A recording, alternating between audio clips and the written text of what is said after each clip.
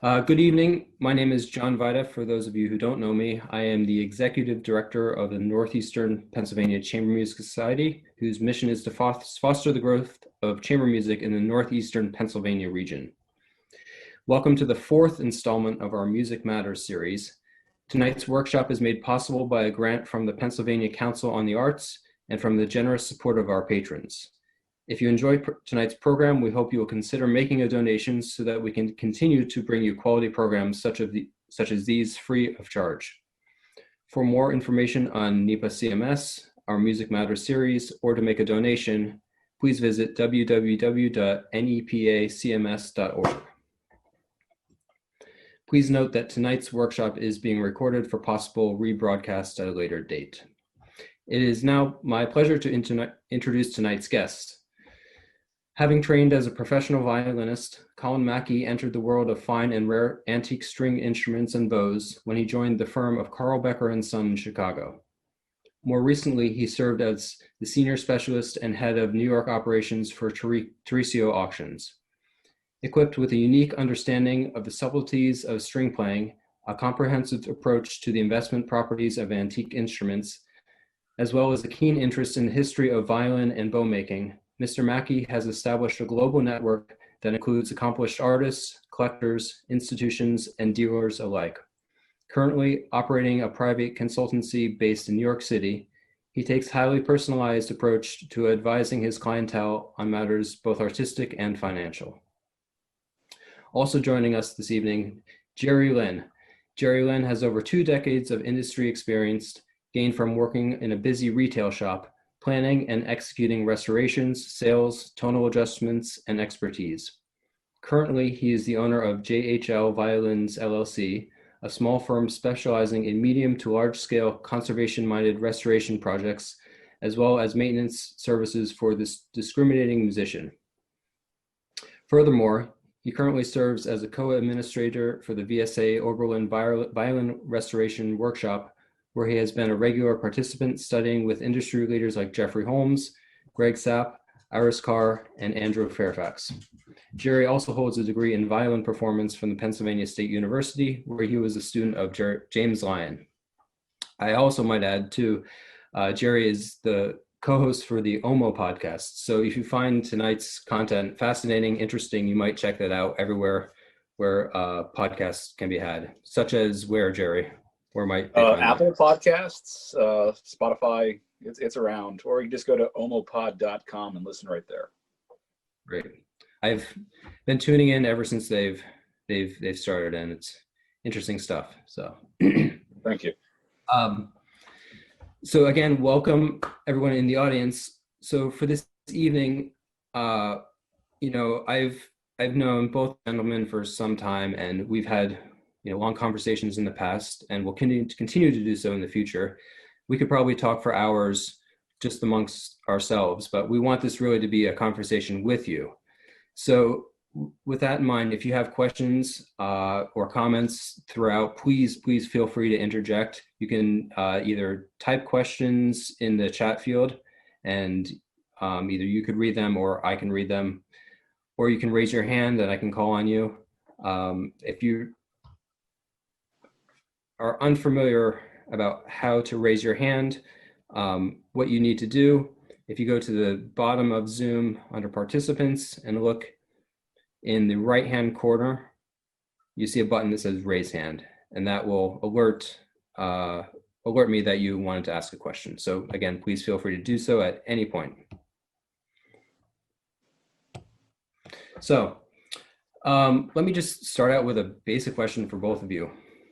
Why violins? Why string instruments? What fascinates you about them? Why have you decided to dedicate your lives to them? So, open-ended question for either of you. There you go. Accident, really, or perhaps fate, or lack of a better plan for something else. I grew up not far from a violin shop, and I started working for that shop when I was about 16. I worked for it all through through high school and college, and I didn't really have a plan for after college. I was a violinist, but I wasn't necessarily going to set the world on fire by any stretch of the imagination. So when it came time to think about my future, my father was going through some health concerns, and I moved back home. I still work for the same shop, and I discovered that I'm good at this. This is something that I can do a lot better than I can play.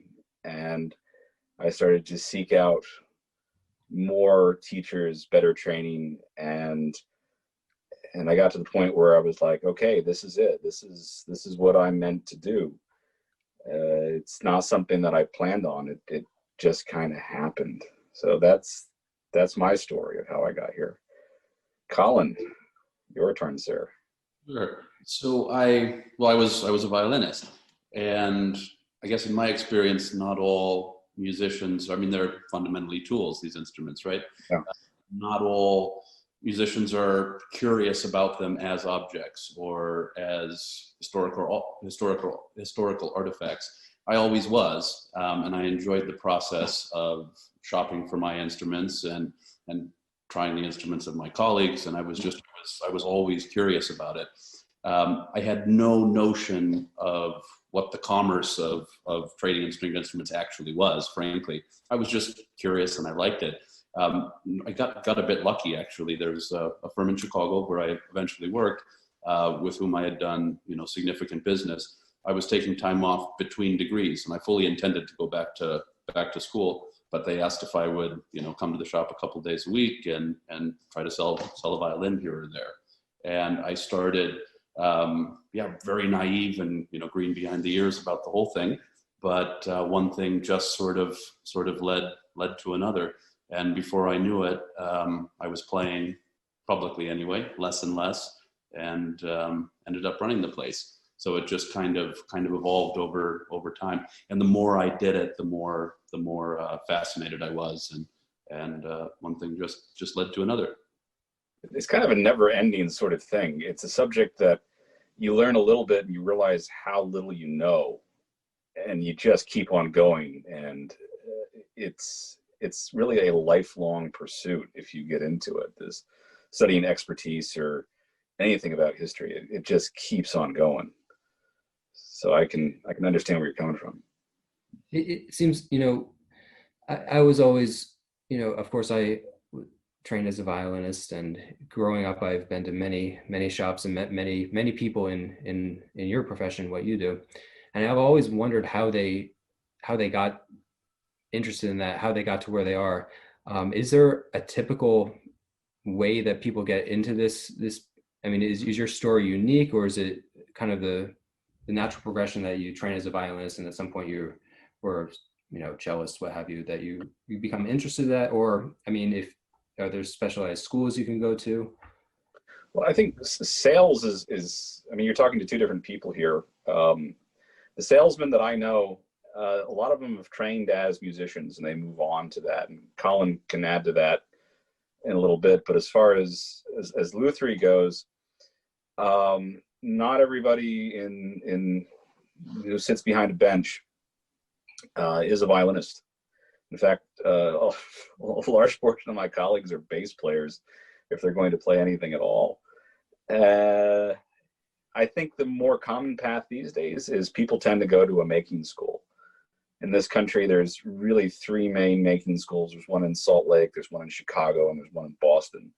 And from there, they graduate and they tend to get an entry-level job in a shop, and they learn the finer points of what it takes to actually take an instrument apart, fix its ailments, and put it back together. So my path is probably more typical of what existed 50, 60, 70 years ago and further back into antiquity. But nowadays, it's not really the way it's done, which has its pluses and minuses. Whenever you see a job posting looking to hire a luthier, they want that schooling. But the people that come out of schools tend to be fairly green, and so there's still a large portion of time that they need to spend learning essentially how to safely take an instrument apart, do what's needed, and put it back together. Sales and expertise, Colin would probably be better at answering that than I would. Just a couple things I would say. I think, first of all, I'm pretty sure the notion of musicians being heavily involved in the trade aspect of the music world is reasonably new.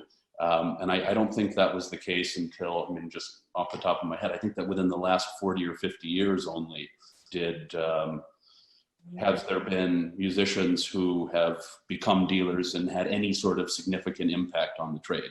I mean, historically, they were all craftspeople, whether we go back to, I mean, the Hills, fundamentally, it's an old English violin shop, spanned about, their heyday lasted about 150 years. I mean, these were craftsmen.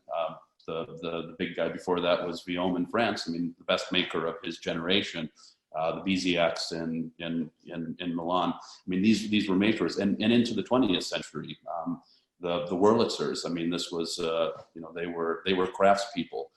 So historically, that's always how it was. Did they bring in a fiddle player, to relate to musicians and help sell a violin or two? For sure, but only in recent years have there been people with performing backgrounds that have had any kind of significant impact on the field. I think that's interesting. What do you think changed that? I mean, I suppose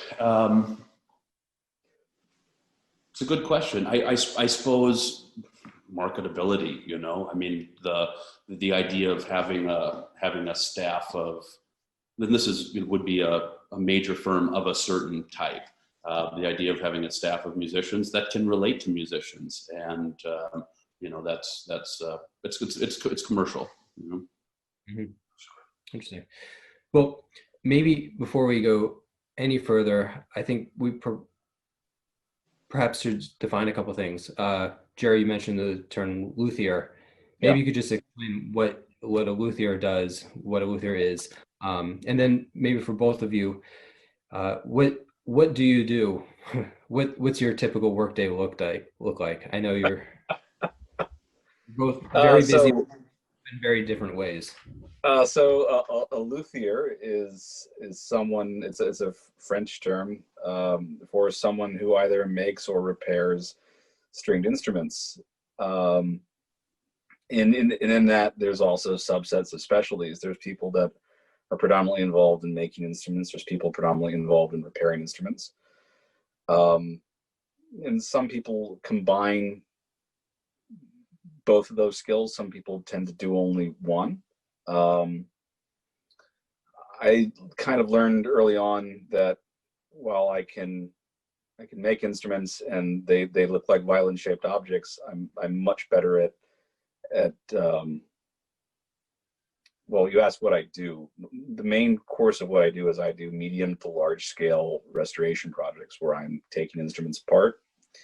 I'm perhaps reversing previous repair work, and I'm trying to put them back together in a way that honors the original maker and looks to the point where you can't tell, hopefully, that something ever happened to it, and certainly that I was never there. I'm trying to be as anonymous as possible, which is kind of frustrating. I'll spend weeks or months doing retouching or touching in varnish colors on an instrument, and I'll get to the point where people say, "Wow, that looks nothing like, what did you do?" And part of me cringes a little bit inside because I want to scream from the top of my lungs that I did this, I fixed this, but it's what I do.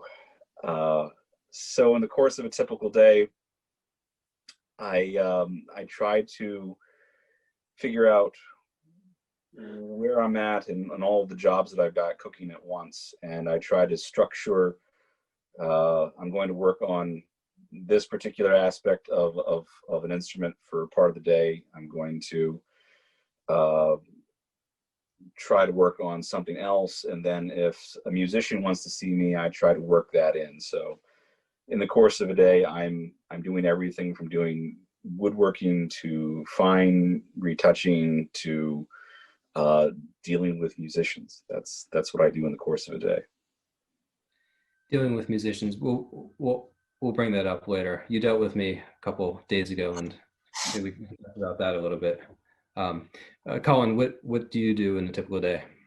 Yeah, well, part of it's my nature, also the way that I think our business has evolved. I'm not the world's greatest shopkeeper, so I'm not kind of a nine to five kind of a sort. Also, yeah, for what I do, we have to follow the business, which is traveling, running around, and for several reasons, whether it be on the selling end of things or also acquisitions. And the most important part of talk about, Jerry was talking about what it takes to train as a luthier, to cultivate an eye or any sort of expertise at identifying instruments, you have to see them. And the way that the landscape of the business has changed, there was a time, 50, 100 years ago, there were a handful of shops in the world. You could walk in and you could see maybe as many as a dozen Stradivari violins. It just doesn't exist anymore. They're dispersed, throughout the world. So in order to see these things and to keep your eyes in shape, you got to move and you've got to find them. So obviously COVID has inhibited things significantly, but a normal month for me will easily, a couple of weeks on the road, balancing that with with appointments at our premises in New York, and engaging with musicians and collectors and our clientele. But there's a lot of running around. First question from audience member. The pros and cons of buying a brand new instrument versus used restored. So maybe you could talk a little bit about that. Yeah, the first thing I would say, general wisdom these days, is that if there ever is a golden age of violin making, it's probably today, in the sense that there are more extraordinary makers today than ever before in history. So frankly, a lot of it's driven by budget. I hate to say it, but in a particular price bracket, I would 8 out of 10 times strongly encourage people to go for a modern violin, simply because A, attribution is without question. B, they're healthy, they're stable. C, it's an extraordinary experience to build a relationship with a maker, especially if you're a part of the original commission of that instrument. With that said, if one has the means to acquire an extraordinary antique instrument, that's a world of its own, and it's its own fascinating experience. And actually, one thing that sort of triggered something in terms of my background and how I got into it, there was actually a particular experience that I think significantly put me on this track. I was supposed 18 or 19 years old, and I was studying at a music festival in the summer. At that time, I was playing a Carl Becker violin, which is about as good a contemporary instrument as you could have. It's what John plays, in fact, same maker. There it is. That's one of the best ones. That's a great one. At any rate, I was playing a Carl Becker violin and felt very lucky to be able to do that. At this particular festival, there was a dealer that sort of whisked into town, and I was given about 3 or 4 hours to play a big table. There were a couple of Strads, a Del Gesù, there were Granchinos and Gallianos, and all sorts of extraordinary 18th century instruments. And that experience, for the first time, to be able to play one after the other for a real period of time, it changed me. First of all, I felt the sound coming out. I felt I was sort of in the middle of a tornado, just the amazing quality and colors and the differences between, one instrument and the other. It was really quite striking. The interesting thing, though, was that it became palpable. The sounds that I would appreciate from the violinists that I admire sitting up close in a concert hall, I started to physically realize how it was possible to make those sounds, to have an instrument that gives back to you in that way, which was really quite extraordinary. The long and short of it, though, is that at that point I knew I needed to somehow sell my parents. That was my first violin deal, was convincing my parents to buy me an 18th century Italian violin and mortgage the house. But until that happened, that experience made me a better violinist on my own contemporary instrument, which was really quite extraordinary. But that was really sort of the moment when I got the bug and started to think about it seriously. Maybe to kind of piggyback on that question then, when you are interested in purchasing a new violin or a new cello, viola, what have you, you I'm sure have to build relationships, right? How do you help guide somebody, to find that perfect violin, perfect cello to match what they want to do with their technique, their musicality? And then maybe for Jerry too, once you do have an instrument and you want to take great care of it, I always tell my students, treat it as you would a newborn baby, keep it in the best climate, make sure it's always safe. How do you cultivate a relationship with a new client that comes to you for a repair or an adjustment? For me, I guess it's just getting to know the musician and understanding what they're looking for. And I firmly believe that one can find extraordinary musical tools in any price range if you A, have patience, and B, you know what to look for. And yeah, I try to get to know my clients as well as I possibly can, understand them, as human beings, but as musicians, and what they're looking for. And there's sort of an element of matchmaking there. For me, the most exciting thing is it's not, waiting for the phone to ring and someone to come in and, you put out a table of instruments and they pick one, but rather acquiring an instrument and then sort of, it's fiddle driven, goes the opposite. Something comes in and you realize, I know who this is right for.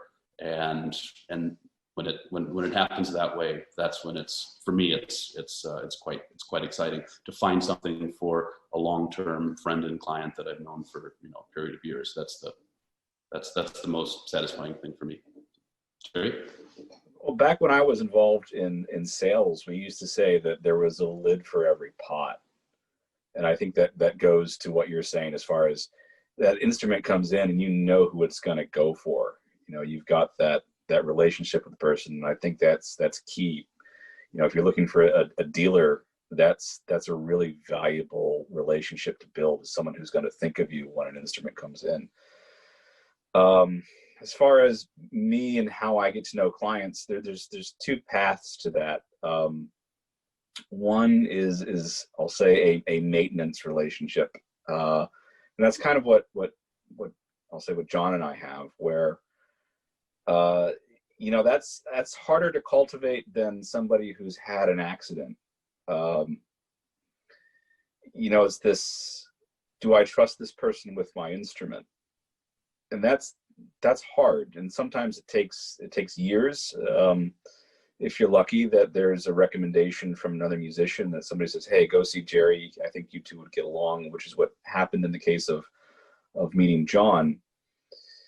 And it's this kind of, it's almost like dating in a sense, where the musician comes in and you're doing sound adjustments, and the person plays, and if it's going, the hard part is when they look at you and say, oh, that sounds terrible, doesn't it? And I don't know, I just met you. If you're lucky and you've got a client like John who knows what they want, it becomes very quick and very easy. John comes in, he plays, it sounds tight, I do my thing. Oh, that's it. Or no, that's not it. That's a hard relationship to cultivate initially, but it's one that becomes very easy over time. The second sort of client I have is the one where something's gone horribly wrong with their instrument. Either an accident's happened and something's broken, or it's death by 1,000 cuts, where the instrument has had every manner of quick repair done to it, and it's just not holding together right. And an example of that, I don't think he'll mind if I call him out, but I believe you guys are familiar with a violinist named Juan Yaramillo from Pittsburgh. I think you know him pretty well. Yeah. So when Juan got referred to me, he was having a great deal of problems with his instrument, and there was this, there's certainly is a desperation aspect when that happens, because the musician, it's their voice, and they want to get that back to being all that it can be as quick as it can be. And so there's definitely I've got to build trust here very quickly. And I tend to do that by, after I've examined the instrument, I have a large library of photographs that when I'm writing up to the client what I'm going to be doing to their instrument, I draw from those photographs and I insert those into a report. And I find there's nothing better to gain confidence and trust than exerting competence. And for me, that comes from photographs. So those are the two relationships that I have with musicians. One takes a long time and the other one's like speed dating. And I might say too, from my perspective, I remember, Jerry, the first time I met you, I do remember that. And I forget why I went into the shop, but I do remember meeting you. And then gradually, though, after talking with you, having you, do little things, I started to realize that we were on the same page. Yeah.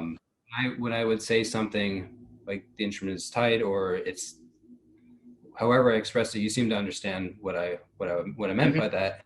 Like, oh, okay, tap the post or do whatever you do, and it gets better. And so because of that too, and I'm very protective of my instrument, and I want to be well taken care of. I got to the point where I trusted you more and more, and now it's, I know that if something were to happen tragically like that, you're the first person I'd call. So what's also interesting though is I showed you the violin. This is what's called as Jerry's nemesis, our viola, and I hate that thing. He hates the thing. And but what's interesting though, he'll adjust it differently depending on if I'm playing it or my wife is playing it. So a couple of days ago, I think I really frustrated you, Jerry, and I apologize. I came in as, Jerry, I'm doing this recording in a couple of days, and I need my violin and viola to sound good. So of course I'm playing the violin, and he's like, wait, who's playing the viola? You or Amy? I said, actually, both of us. It's like, no. Yeah. Like, yeah, you do different things depending on the type of player. Yeah. So you guys are both great musicians, but the way you approach the instrument is very different. Amy is much more muscular, and I'll say she's more in command as far as I'm going to make this instrument do what I want. And you're much more of, I'm going to coax out of the instrument what I want. I think I called you, and I'm sorry, Amy, I think I called John. John plays like a ballet dancer and Amy plays like a boxer. And I can hear her laughing in the background. Yeah, not that there's anything wrong with that. It's just different. But from an adjustment standpoint, particularly with that instrument, if anybody wants to buy John and Amy another viola, I'm sure they would love it. And I would love to. So one thing I would add actually about the relationship between a musician and a luthier that I think is so crucial is, the notion of continuity. And it's a bit like, studying with a teacher at a certain point. It's important to get different ideas from different people, but the smorgasbord effect it doesn't work. Yeah. There's a certain sort of musician that, is very territorial about their instrument, and for good reason. It's their, it's their life, it's their bread, and, it's an extraordinary investment. But it takes time just as it takes time for the musician to get comfortable with the luthier, it takes time for the luthier to get to know the fiddle and the musician. Yes. And with adjustments, there's an extraordinary psychological element as well. Dealing with a musician, engaging with them in that capacity, the night before they're playing the Brahms Concerto in Carnegie Hall is a very different experience. Yes. From someone who's who's relaxed and doesn't have anything, around the corner. And again, it takes time to get to know the musician, and to be judged just on one interaction is, it rarely works. Also, I find, the person that's tools and, the way that an instrument is set up, one who's done that setup probably should have the opportunity to adjust their own setup, simply because they're acquainted with, they know the instrument better, and they're in a better position to succeed. So that to me is crucial. And there's a certain kind of musician that gets a little skittish sometimes, and they're in a different city, and then they go to somewhere else to have it adjusted. Yeah. Then you go back to your person, and you got to kind of start from scratch, and that's not, not all, it can be counterproductive. And just one last thing I'll say is, working with Carl Becker, had the luxury of, being a guy who was a pillar of the trade for 100 years, and then his father before him. There were fiddles that would come in. I mean, the pile of notes that they would have, spanning decades of the same instrument, every single adjustment, and sometimes with one owner for 50 years, sometimes with 2 or 3 owners. I mean, the depth of understanding of that instrument. With that said, sometimes, maybe this was the case with Juan, at a certain point, the relationship with a luthier can break or needs to be refreshed, and it's time to move on. And sometimes you just got to clear the slate and try something else. But the most important thing I find anyway is continuity. Yeah, if I've got a musician I know is traveling, and I tell them, if something goes wrong, please let me know, and I can probably find somebody whom I can call in wherever you're at, and coach them through how to get the most out of your instrument. And back to Juan, and this leads me to a point that I'd love to make is, Juan's job was an insurance job. And if you have an instrument, I don't care if it's a fine instrument or a not so fine instrument, it's 100% worth having specific musical instrument insurance. It does not cost a lot and will save you every time in case an accident happens.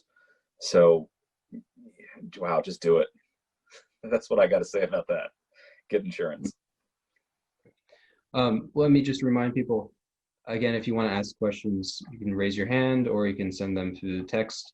We're getting just about over halfway here. Another question from the audience: what are the typical adjustments that can be made, or the most unusual? So when you say, I guess, an adjustment, what do you mean by that? What are you adjusting? Well, most of the time when a musician comes to me, and it doesn't matter if I've only known the instrument for a short amount of time or I've known it for a very long time, I'm trying to judge what's changed in the instrument. And things that can change is the position of the bridge can change, the position of the sound post, it might have changed or it might need an adjustment. The after length may have changed, or often it's what I like to call the non-adjustment, an open seam. An open seam can be massively detrimental to the way an instrument sounds. So that's generally the first thing I check for. And oftentimes, if it's got an open seam, you can glue it up and you have to do absolutely nothing else beyond that. The instrument's 100% fine. So the adjustments that I'm usually making most often are to the bridge, making sure it's got the correct location in relation to the bass bar on the inside of the instrument.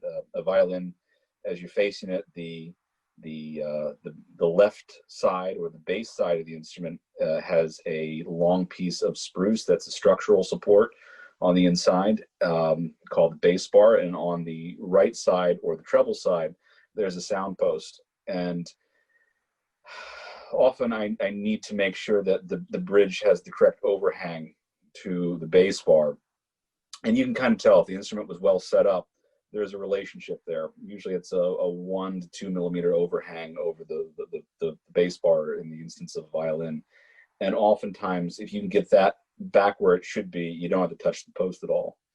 And if that's good and everything else is good, from there I'll move to making sound post adjustments. And the sound post that really controls, I'll say, the tension of the system.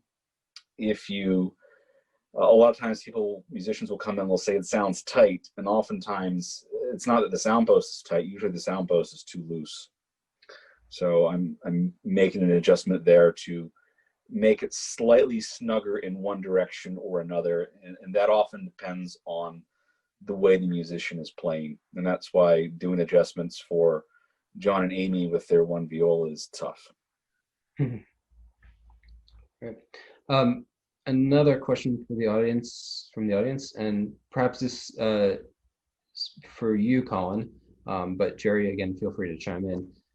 Do you have a standard routine or checklist you refer to when evaluating an instrument? What if an instrument comes in, has a Strad label on the inside from, your aunt's family treasure? It's a typical Strad in the attic story, right? So I guess kind of, what do you look for when you're trying to figure out who made this instrument? Right. Well, the first thing, the Strad in the attic, Stradivari and Guarneri del Gesù in the 18th century, just really quickly, they basically perfected the model of a violin. So most copies for the last 300 years have been made either after Stradivari or Guarneri del Gesù. There have been some copyists in history that had nefarious intentions and were trying to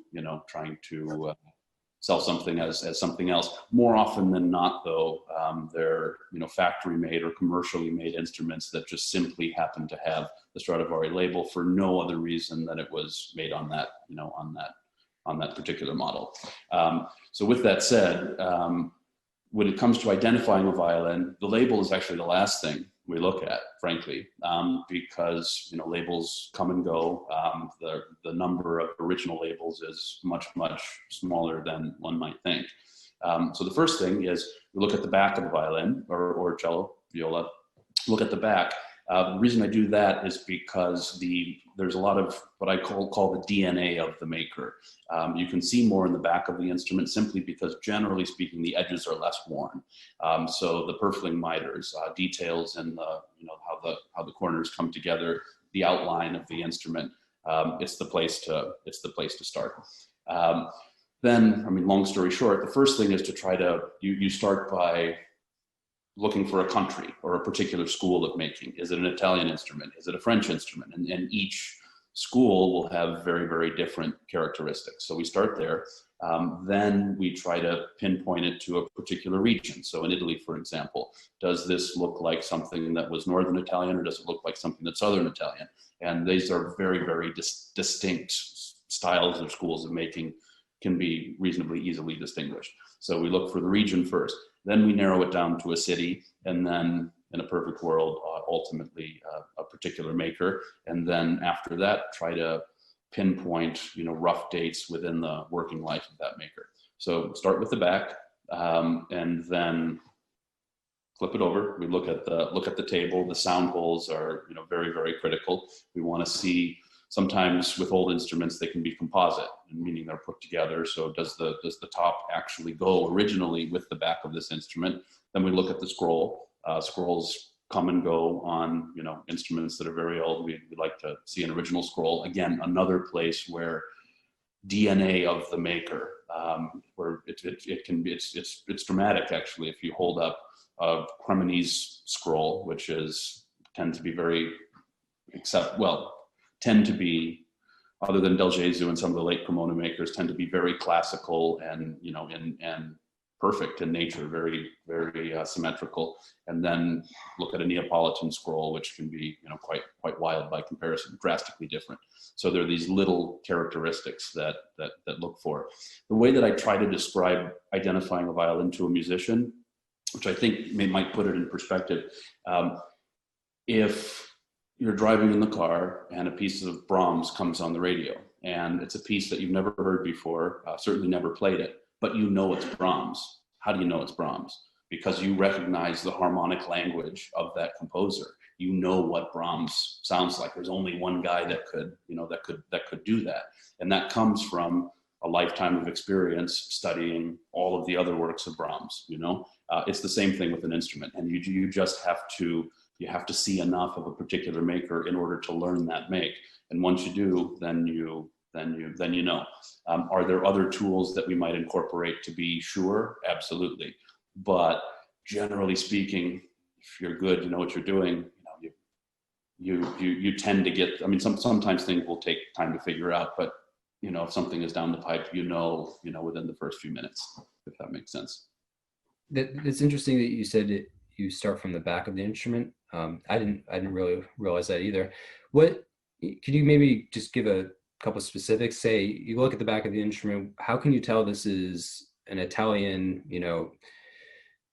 early 18th century violin or 19th century French instrument, for example? Yeah, I'm just going to get a little technical. I don't know. I don't want to go too far down the rabbit hole, but materials for the purfling, pins. That's a very critical thing. Are there pins at the upper and lower block? It's a fundamental method of construction that was used by Cremonese makers and of various other schools. So there are certain little bits of the construction that that might give it away, if that makes sense. Beyond that, it would get awfully technical, and I think we'd be here for hours. Yeah, and frankly bore a lot of people. Claire wanted to ask a question. Go ahead and unmute yourself. Hi. So my question is, can you hear me? Yes. Yep. Okay. So my question is about bridge height. When I was working with you and we were talking about bridge height and we were trying to figure out, you were pushing me higher and higher and I was saying I want lower and lower, and you were talking about how you can get a better sound out of a higher bridge. And I actually, on my other cello, have now gone to a little bit higher bridge, mostly to make them more compatible, but I'm getting a better sound out of the other instrument as well. And I'd just like to understand a little bit about why that matters, and if that's just a cello thing, or why it matters that you would work harder to be on a higher bridge to get a better sound. Well, yeah. So first of all, I wouldn't say there's a rule that a taller bridge sounds better. I mean, it's a matter of having the appropriate height for the instrument. And there are elements of, you can never undermine comfort, first of all. So some people are comfortable with, they prefer higher string heights, and some people are comfortable with lower. And within reason, that's perfectly fine, and it should be tailored to your specifications.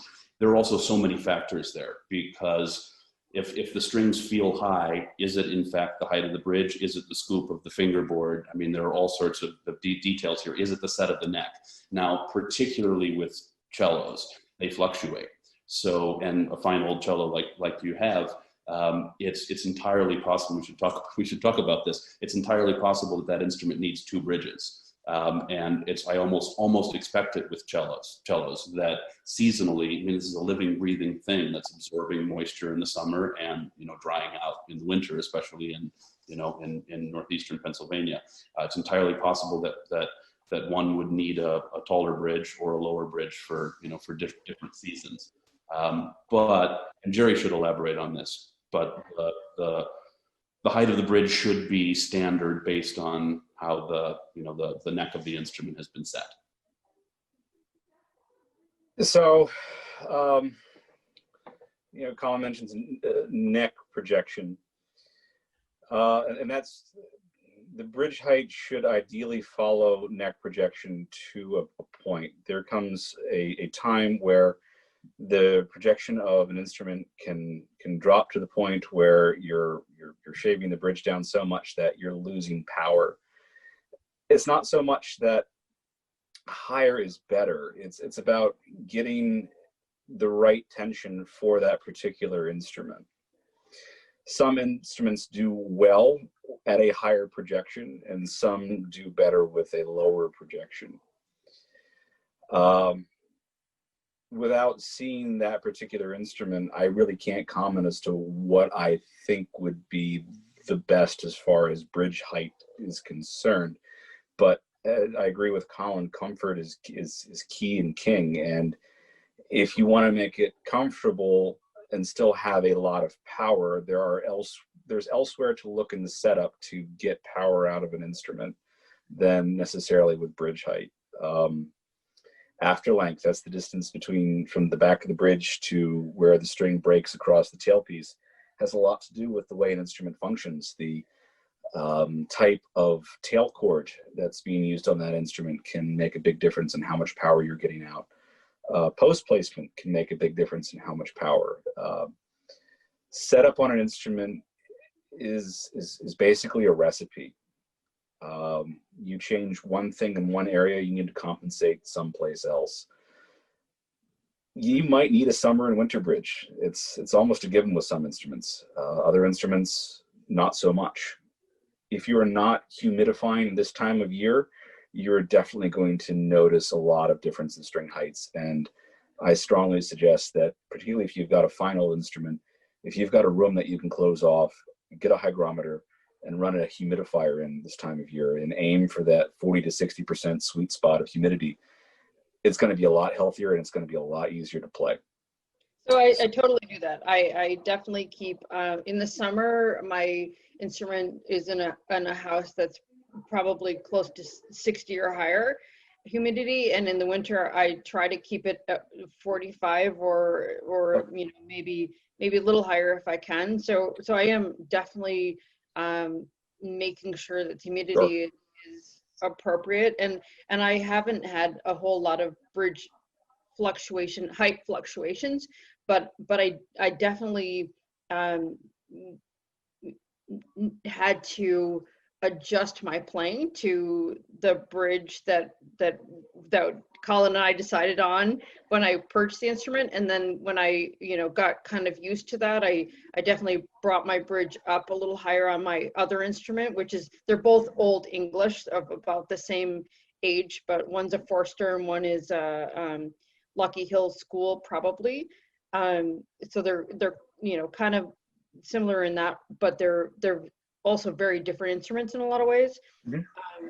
So then my other follow-on question to that is very specific to Colin, and we worked on the G string very specifically when I got that cello, and Colin was doing something to try to get something out of that G string, and then we brought it back to something that played better for me, and that was all about the sound post. And so I'd like to kind of, now that I've been playing the instrument for a little over a year, kind of understand what was that relationship like. How did that sound post move? What was it that you were trying to achieve, and how did it work back into how we set it up for me?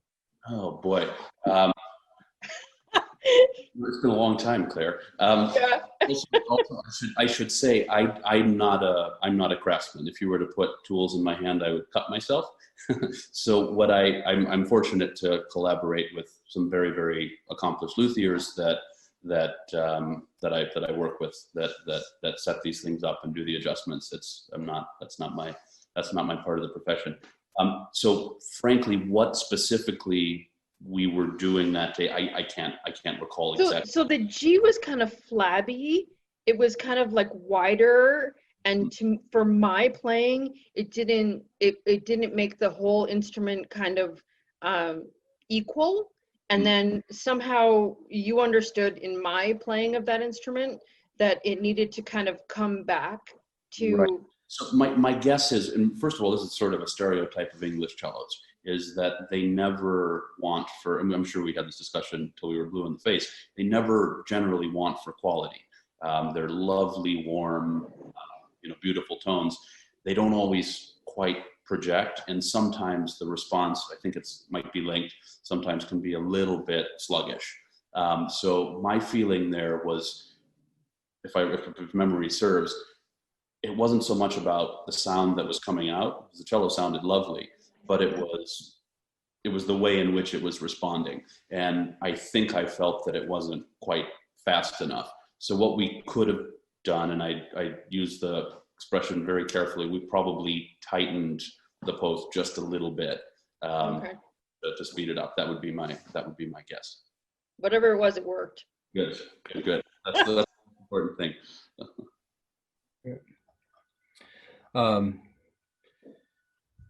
again, feel free to raise your hand if you have any questions out there.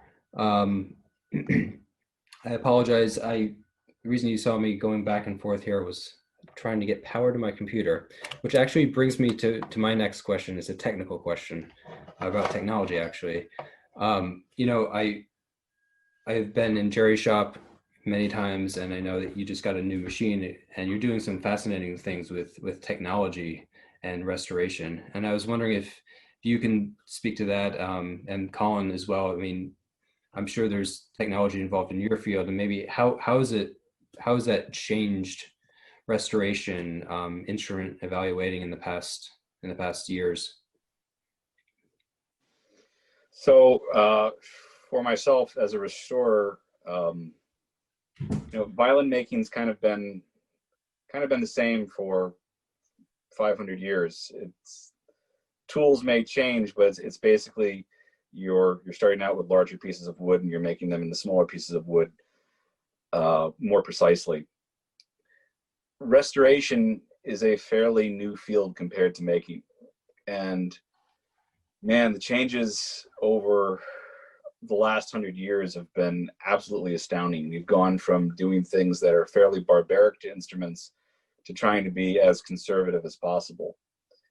And just like you can go to the dentist now and get a same-day crown, thanks to 3D scanning and CNC milling, I can fix a lot of damage with a similar process. In my shop, it might not necessarily look like a typical luthier shop. Of course, I've got things like planes, chisels, and jars of varnish, and instruments and pieces. But I also have 2 CNC machines and a 3D scanner.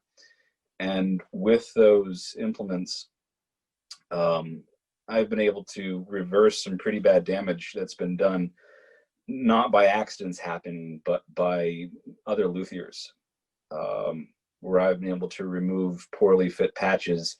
And rather than needing to remove more material in order to make the surface more continuous and smooth to allow hand fitting with a traditional patch, I can take a 3D scan of a damaged area and within the course of a day have a patch milled out that will click fit in place.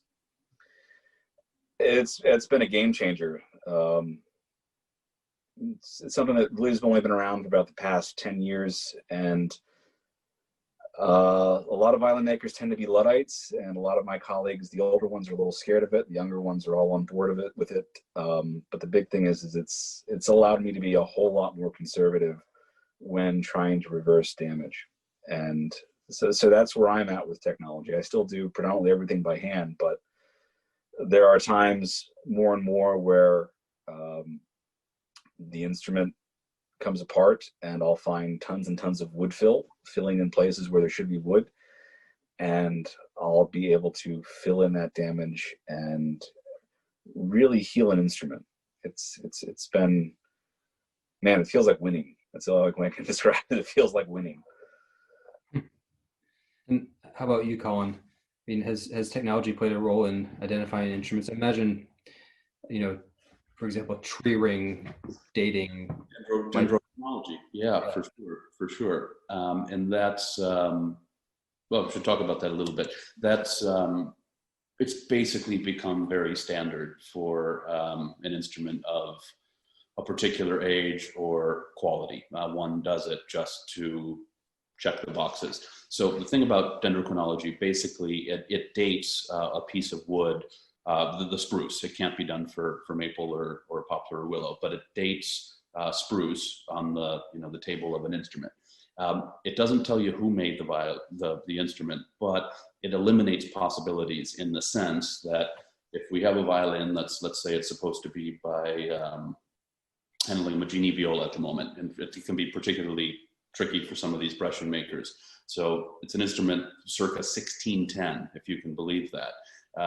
The dendrochronology is crucial on an instrument like that because there are all sorts of Maggini copies that were being made shortly thereafter and later, or instruments that were adapted to look like that particular maker. Fortunately, the wood checked out. I think it was dates to about 1540, 1550, something like that. So we know that we're safe with the attribution. It eliminates, possibilities. Now, with that said, Jerry today could theoretically make a new instrument with a 500-year-old piece of wood. So again, it's not telling you who made it, but it eliminates possibilities. Also, which is quite interesting, is these days, we've been doing it now for a couple of decades. There are very, very rich databases of certifiable examples. So we can cross-reference the results of a particular piece of wood with other certifiable examples, which again can be useful in pointing you in the right direction. Also, we know that certain wood was harvested in certain parts of Europe at certain times, and if it corresponds with what we know about other certifiable examples, again, it helps to point us in the right direction. So it's one of a critical one of a series of tools that we use to identify instruments. In terms of the technology affecting the commerce, it's just the speed these days. It's the speed at which information moves. Cell phones, text messages. You don't have to wait for a fax machine. You can work on the move. You can hop on a plane, and in 48 hours, things just move very quickly these days. Which in an old-fashioned business wasn't the case until recently. Also, the way information to the consumer is disseminated through the internet, and there's a lot of good stuff out there, but there's a lot of stuff that isn't. I would say, as a result of technology, the average consumer knows more now than they did 20, 30, 40 years ago, which fundamentally is a good thing, and that's very healthy. But then there's stuff out there that isn't so useful either. I imagine too, just the age of the internet. I know that there's databases of perhaps instruments, photos, archives, but I imagine too, if you needed to check with a colleague, all you have to do is send an email, send a picture, or Yeah. It just happens. It moves so fast now. Yeah, and what kind of has always been fascinating to me is you mentioned the tree rings, and and maybe you could talk about this because I know you're obviously the expert, but the trees say that Strad used, right? I guess the spruce was very tight together. Is that correct? Because of generally speaking, actually, it's funny. This Magini viola has some of the tightest grain wood that I've ever seen, which actually poses some complications in doing the dendrochronology. I mean, these are very broad stereotypes, and there are strads with broader grain spruce or variable grain, but he had access to extraordinary materials. And generally speaking, there's continuity. And Jerry should talk about this. There's continuity to the grains, and extremely high quality. So we've gotten to the point where you can find some strads that came from the same tree. There's an expert in England, Peter Radcliffe, who does a lot of this stuff for the trade, and he's linked the Messiah up to several other strads that the top probably came from the same tree as used with several other strads. So I find that amazing, and that's an instance where dendrochronology can be used to confirm something. When Peter's report about the Messiah came out, it kind of stopped a lot of conspiracy theorists dead in their tracks. There was nothing left to argue. It was done because the tree rings from that instrument lined up with several other known strads. So I think it's amazing. Maybe I should point out for those that don't know, there was, I don't know if there still is a debate about the Messiah strad not actually having been made by Stradivarius, by perhaps somebody else. So there'll probably always be, just like there's people who doubt the moon landing, there'll be people that doubt the Messiah is actually made in the Strad workshop. And I'll say in the workshop because there's some speculation that it might have been a third and very gifted son who had his hand involved. But I think that's also been put to bed as well. So there's the conspiracy theory that the Messiah was most likely made by Vium, who Colin mentioned earlier, the 19th century Parisian violin dealer.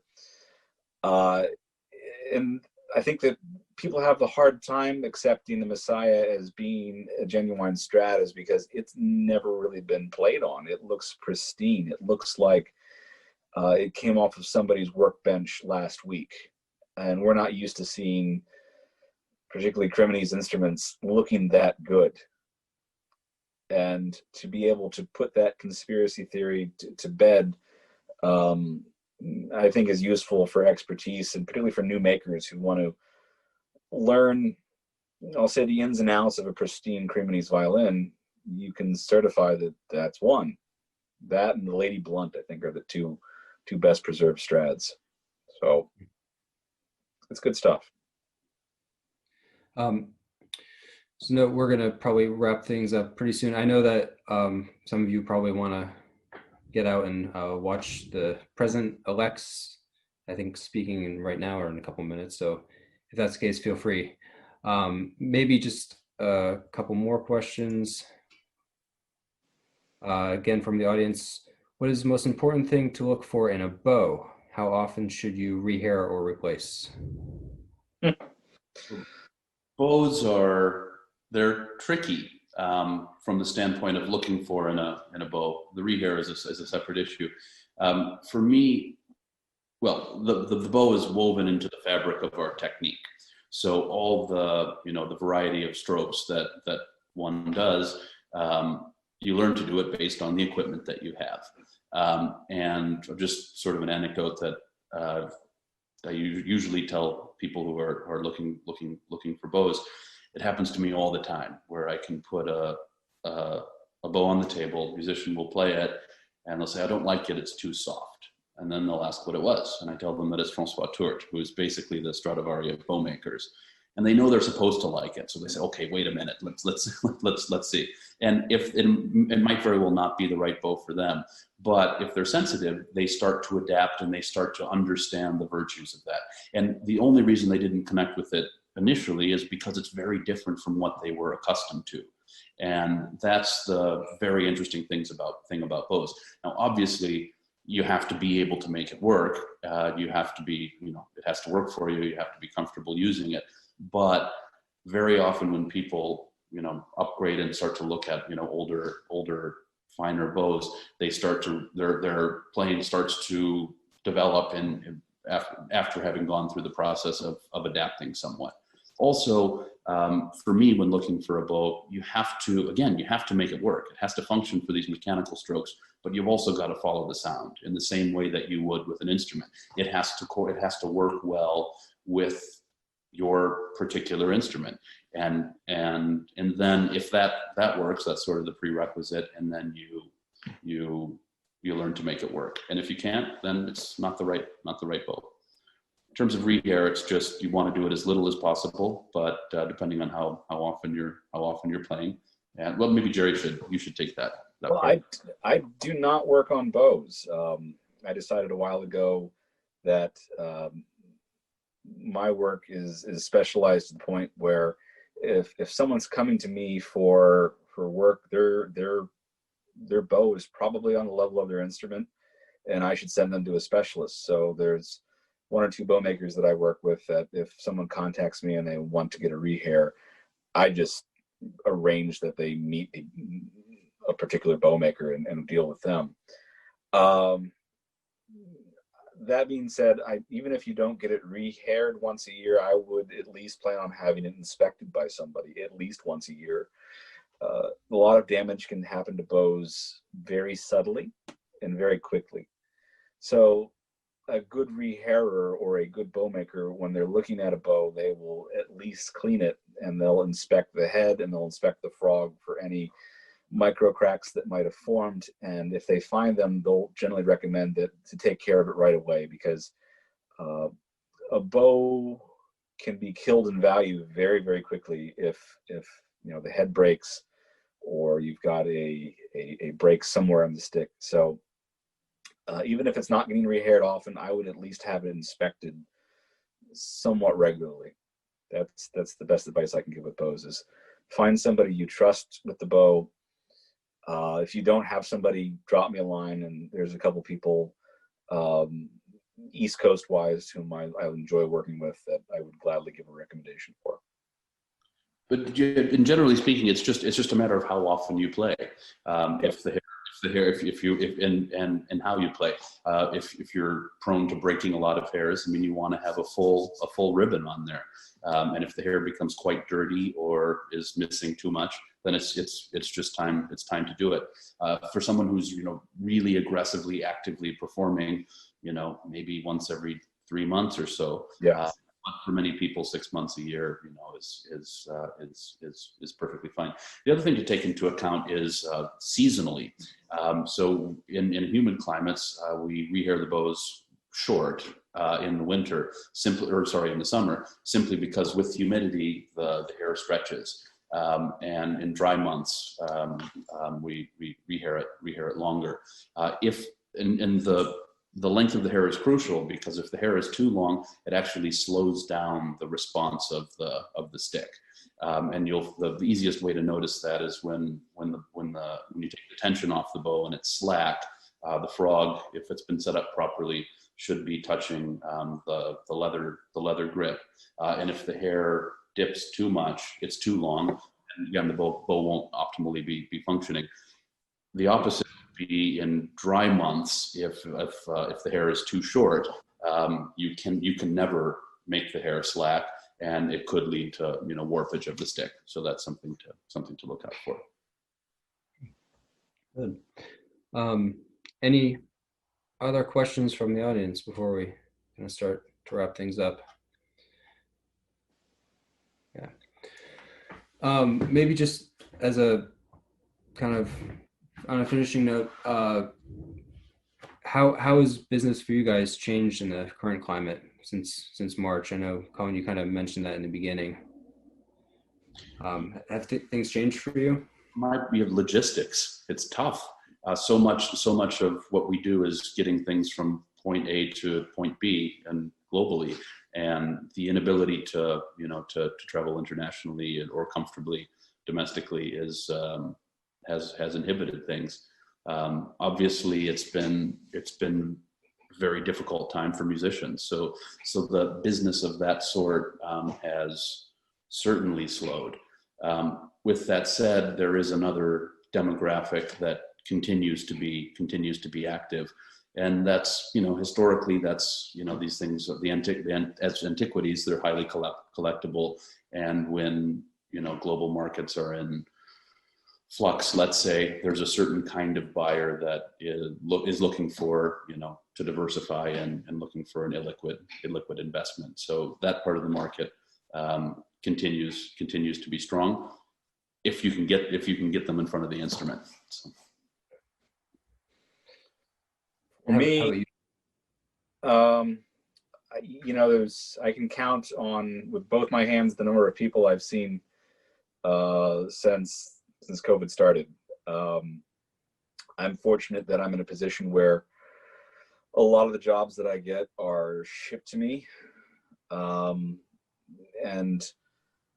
I've had a backlog. So right now I'm currently working through my backlog, and the insurance jobs, people have accidents all the time. They'll always show up. But as far as seeing real life musicians, it's very, very few of them. And I feel fortunate that I can still work, but I certainly miss the interactions with good players.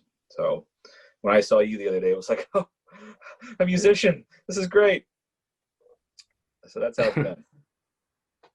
Yeah, well, for us musicians too, I mean, I haven't had the need to get my violin adjusted. I mean, I basically took the summer off, and